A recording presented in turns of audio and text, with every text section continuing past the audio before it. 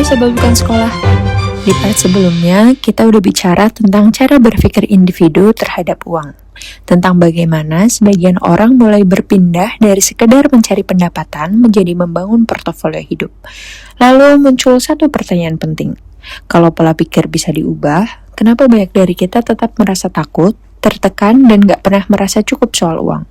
Paul Podolsky mengajak kita melihat jawabannya bukan hanya ke dalam diri, tapi ke sistem tempat kita dibesarkan. Sejak kecil, banyak dari kita udah akrab dengan narasi belajar yang rajin biar dapat kerja, atau jangan ambil resiko, nanti susah.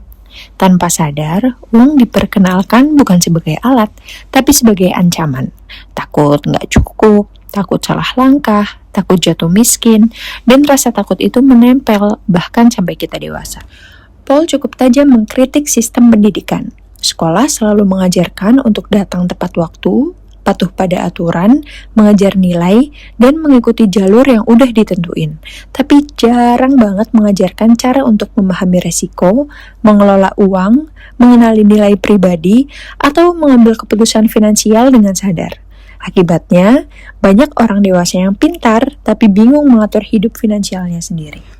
Paul juga menyoroti realitas yang gak nyaman bahwa sebagian sistem ekonomi berjalan lebih lancar ketika orang takut kehilangan penghasilan, takut kehilangan kerja, takut turun kelas sosial, takut kelihatan gagal.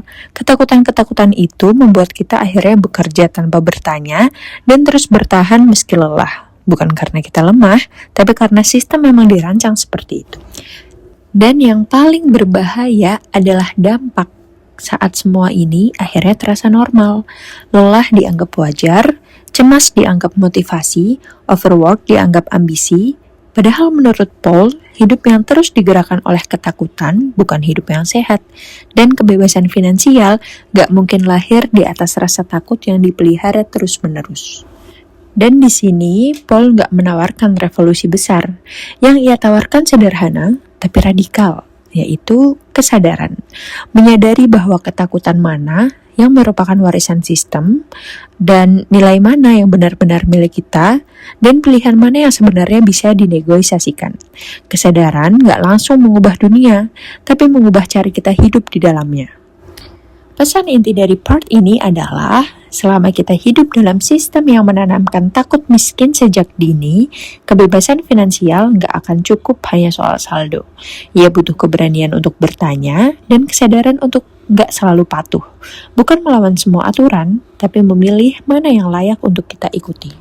Dan setelah kita bicara tentang uang, nilai, ketakutan, sistem, dan pola pikir, tinggal satu pertanyaan terakhir. Kalau uang gak lagi menjadi pusat hidup, lalu apa?